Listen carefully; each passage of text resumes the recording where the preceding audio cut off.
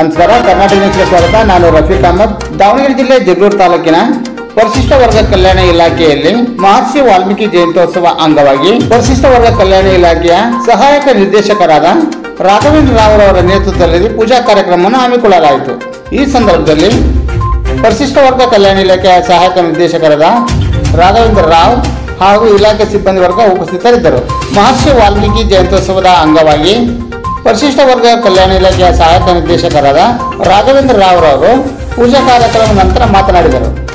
ಮಹರ್ಷಿ ವಾಲ್ಮೀಕಿ ಜಯಂತಿಯನ್ನು ತಮ್ಮ ಹೆಸರು ಸರ್? ಪರಿಶಿಷ್ಟ ಪಂಗಡ ಇಲಾಖೆಯ ಕಾರ್ಯಾಲಯದಲ್ಲಿ ಇವತ್ತು ಆಚರಣೆ ಮಾಡಲಾಯಿತು. ನನ್ನ ಹೆಸರು ರಾಘವೇಂದ್ರ ಅಂತ, ಹೊಸದಾಗಿ ಬಂದಿದ್ದೀವಿ ಈಗ ಈ ಜಗಳೂರು ತಾಲೂಕಿಗೆ. ಮಹರ್ಷಿ ವಾಲ್ಮೀಕಿಯವರು ರಾಮಾಯಣ ಕರ್ತರು 24,000 ಶ್ಲೋಕಗಳನ್ನು ಬರೆದು ಹಲವಾರು ಶ್ಲೋಕಗಳನ್ನು ಒಳಗಂತ ಮಹಾಪುರತ್ ರಾಮಾಯಣ ಗ್ರಂಥವನ್ನು ರಚಿಸಿದ್ದಾರೆ. ಆ ರಾಮಾಯಣ ಗ್ರಂಥದಲ್ಲಿ ಅವ್ರದ್ದು ಒಂದು ಪಾತ್ರಧಾರೆ ಇದೆ. ಸೀತಾ ಮಾತೆಯನ್ನು ಕಾಪಾಡತಕ್ಕಂಥ, ಅವಕಾಶವನ್ನು ಬಳಸ್ತಕ್ಕಂಥ ಒಂದು ಪಾತ್ರ ಕೂಡ ಅವರಿದೆ. ಅದರಲ್ಲಿ ಸೃಷ್ಟಿಯಾಗಿದೆ ಅದು ಕೂಡ. ಹಾಗೆ ಇವರು ನಮ್ಮ ಭಾರತದ ಹಿಂದೂ ಸಂಸ್ಕೃತಿಯ ಮೊದಲ ಆದಿಕವಿ ಅಂತ ಹೇಳಿ ಗುರುತಿಸಲ್ಪಟ್ಟಿದ್ದಾರೆ.